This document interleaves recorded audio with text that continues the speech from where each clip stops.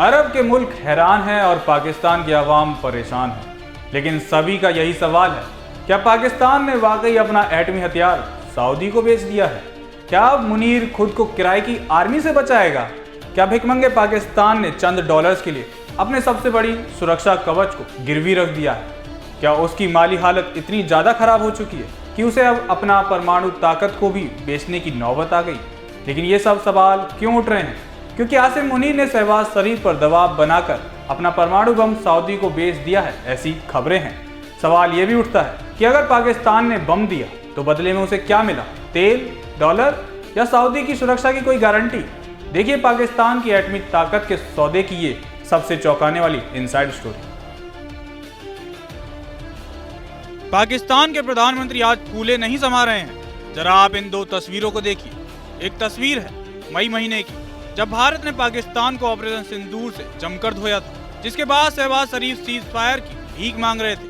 और दूसरी तस्वीर है 17 सितंबर की, जिसमें सऊदी अरब के साथ डील के बाद लगभग 4 महीने के बाद मुस्कुराते नजर आ रहे हैं। इस डील के बाद पाकिस्तान फूले नहीं समा रहा है। उसे लगता है कि अगर भारत ने पाकिस्तान पर हमला किया तो सऊदी अरब से किराए की सेना मिल जाएगी और वो साथ उनका देगी। लेकिन लगता है पाकिस्तान ये भूल रहा है कि सऊदी की भारत से मजबूत दोस्ती है। इस समझौते पर इजराइल ने बयान भी दिया है।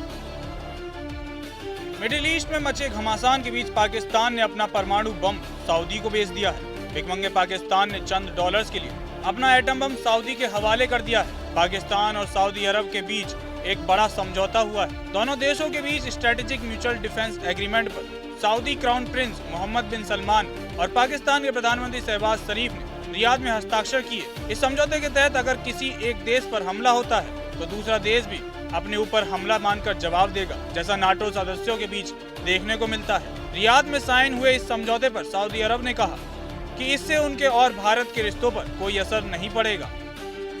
सऊदी और पाकिस्तान के इस समझौते पर इजराइल ने भी बयान दिया है। उसने कहा है कि ये समझौता भारत और इजराइल के कारण हुआ है। हालांकि इजराइल ने इस समझौते को स्वीकार नहीं किया। कहा जा सकता है कि वह वेट एंड वॉच की स्थिति में है। दूसरी ओर अमेरिका ने भी इस पर कोई आधिकारिक बयान जारी नहीं किया है, जो लंबे समय तक खाड़ी देशों की सुरक्षा की गारंटी देता है। जाहिर है कि इससे भारत को खतरा हो सकता है, क्योंकि पाकिस्तान एक परमाणु संपन्न देश है और सऊदी अरब के डिफेंस का तार सीधे अमेरिका से जुड़ा हुआ है। भारत के विदेश मंत्रालय के प्रवक्ता रणधीर जायसवाल ने कहा कि हमने सऊदी अरब और पाकिस्तान के बीच रणनीतिक पारस्परिक रक्षा समझौते पर हस्ताक्षर की खबरें देखी हैं। भारत सरकार को पता था कि दोनों देशों के बीच इस रक्षा समझौते को लेकर बातचीत चल रही थी।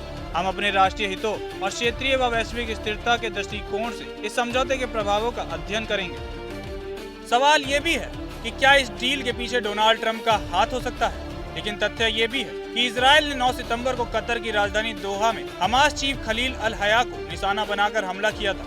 लेकिन इस हमले में अल हया तो बच गया, लेकिन 6 अन्य लोग मारे गए। इसके बाद 14 सितंबर को दोहा में मुस्लिम देशों के कई नेता इजराइल के खिलाफ एक खास बैठक के लिए इकट्ठा हुए और यहाँ पाकिस्तान ने सभी इस्लामिक देशों को नाटो जैसी जॉइंट आर्मी फोर्स बनाने का सुझाव दिया। और अब ये समझौता सामने आया है, जिसका मतलब साफ है कि पाकिस्तान को सऊदी अरब का साथ मिलेगा। हालांकि समझौते में परमाणु सुरक्षा का सीधा जिक्र नहीं है। ये रणनीतिक पारस्परिक रक्षा समझौता इस बात का संकेत है कि सऊदी अरब अब अपने सुरक्षा गठबंधनों में विविधता लाने के लिए तैयार है। ये समझौता ऐसे समय में हुआ है जब पारंपरिक रूप से अमेरिका की सुरक्षा गारंटी पर निर्भर खाड़ी देश कतर में इजराइल के मिसाइल हमलों के बाद से बेहद डरे हुए हैं। सऊदी अरब और पाकिस्तान के रिश्ते।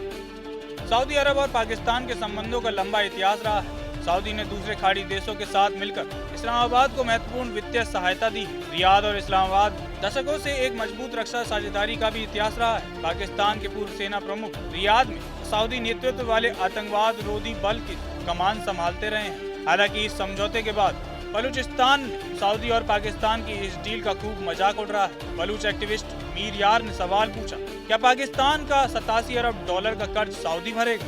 गौरतलब है कि इस समझौते से भारत की टेंशन भी बढ़ सकती है, क्योंकि इसमें ये कहा गया है कि सऊदी अरब या पाकिस्तान में किसी एक पर हमला दोनों के खिलाफ हमला माना जाएगा। भारत के लिए क्यों है टेंशन? ये समझौता पाकिस्तान और भारत के बीच मई में हुए सैन्य संघर्ष के 4 महीने बाद हुआ है। इस समझौते से भारत का भी चिंतित होना लाजमी है। समझौते की शर्तों के अनुसार अगर भारत पाकिस्तान पर हमला करता है तो सऊदी अरब युद्ध में शामिल हो जाएगा। हालांकि सऊदी ने इसे किसी देश के खिलाफ नहीं बताया है। एक वरिष्ठ सऊदी अधिकारी ने मीडिया को बताया कि ये समझौता वर्षों की चर्चाओं का परिणाम है। ये किसी खास देश या घटना विशेष की प्रतिक्रिया नहीं है, बल्कि दोनों देशों के बीच दीर्घकालिक और गहन सहयोग का संस्थागत रूप है। लिहाजा अपनी पुरानी आदत के मुताबिक पाकिस्तान इस डील को मुस्लिम भाईचारे के रूप में पेश कर रहा है, लेकिन सऊदी अरब संतुलित कूटनीति के तहत भारत में निवेश बढ़ा रहा है। देखना दिलचस्प होगा कि सऊदी अरब भारत के व्यापार और पाकिस्तान के साथ धार्मिक लगाव को कैसे मैनेज करता है।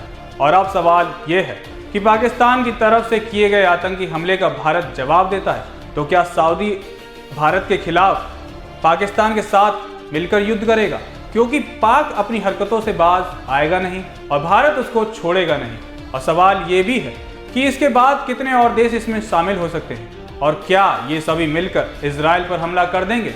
इन सभी सवालों का जवाब आप हमें कमेंट सेक्शन में जरूर दें।